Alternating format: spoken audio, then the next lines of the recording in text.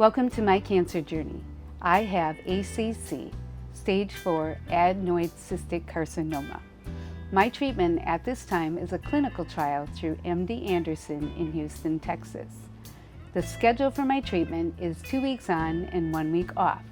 This week was my week off, and the plan was to take the RV 3.5 hours to the hill country for a mini vacation and a change of scenery. God's plan was different for us this week.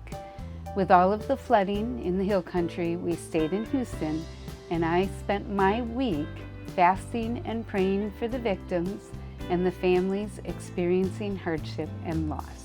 I did a deep dive into fasting and cancer. My teaching background certainly showed up this week. Can fasting cure cancer? Fasting is nature's most natural and simplest healing tool.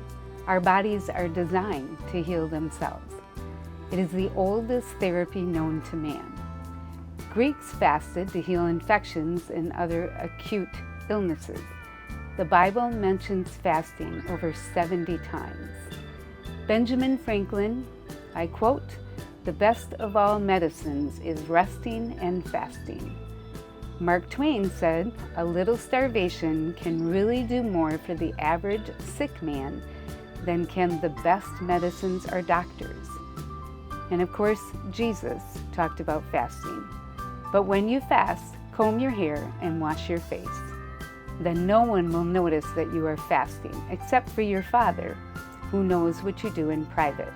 And your Father, who sees everything, will reward you. Matthew 6:16 through 18. There are different types of fasting. There's intermittent fasting, which is like some people decide they're going to do 16 hours without eating and 8 hours with eating. In my studies, I found that ideally the 13-11 is the best for the body. And then there's short-term fasting, which is what I'm doing this week. Now, 72 hours doesn't really sound short-term, but it is compared to what a lot of people do. Long-term fasting is more like your 21 days, 30 days. And then you have fasting mimicking. Some people can't fast. Either they're too small, or they're going through, maybe they have a autoimmune disease and then they can't fast. Then they do a plan called fasting mimicking, which is a 5-day eating plan with only 800 calories per day. So a 72-hour fast. Typically they recommend that you do it 1 time a month, and it gives a complete rejuvenation of the immune system.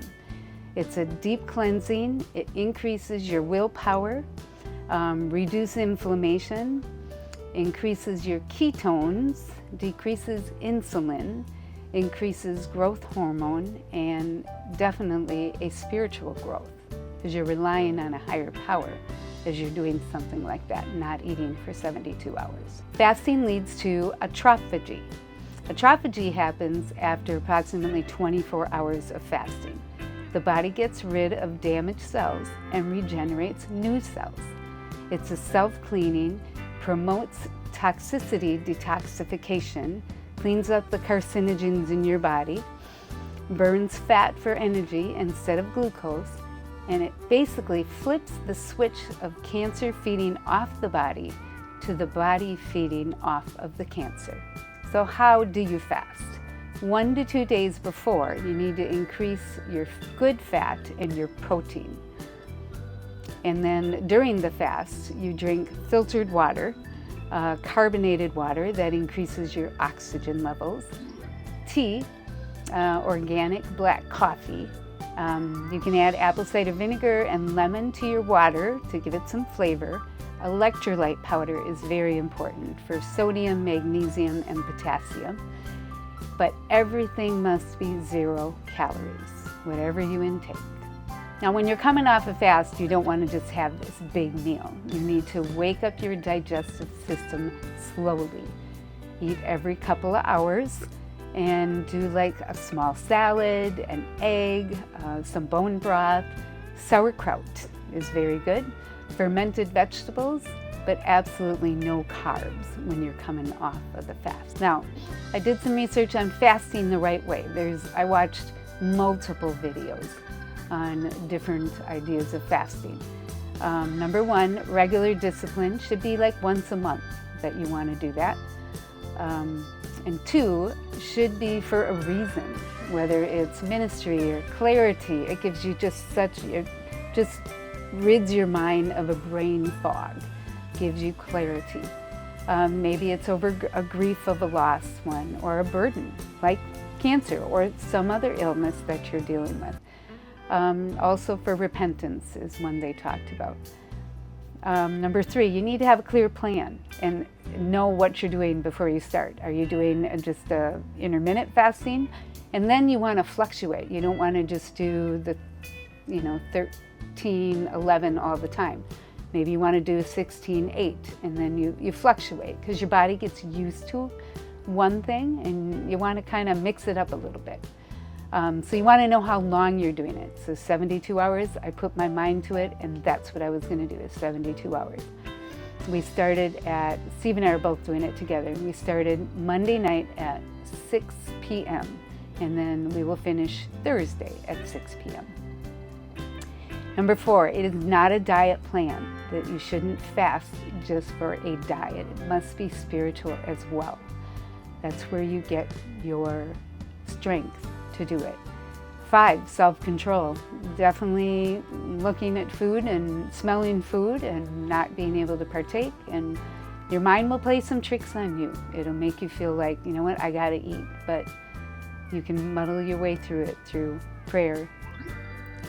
And six, not to get something from God, but to draw nearer to God.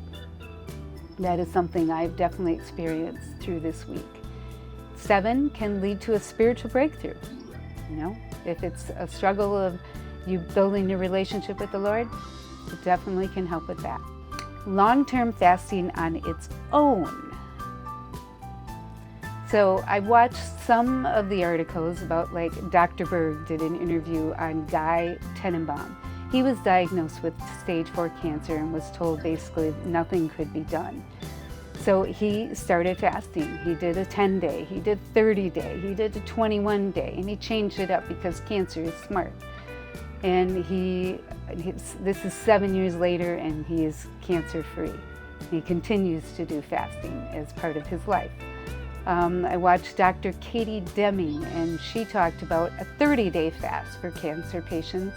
Now, this is if you're not doing chemo or radiation. And under doctor's supervision to do a 30-day fast. She had a case of a woman that had breast cancer and the tumors disappeared. So there are those instances out there. Being that I am doing a clinical trial, which is chemotherapy at this time, the most I could do right now would be the 72-hour fast on my off weeks. If I were to try to fast during my weeks of treatment, my blood counts would be all over the place, and then I wouldn't be able to have treatment. So that wouldn't be beneficial in my instance. But if for some reason the clinical trials aren't working anymore and I don't have an option, certainly a 30-day fast is something I would definitely look at. Thank you for tuning in today. I appreciate your support and prayers, and I hope that you gain some knowledge on fasting as I did this week. Have a blessed week.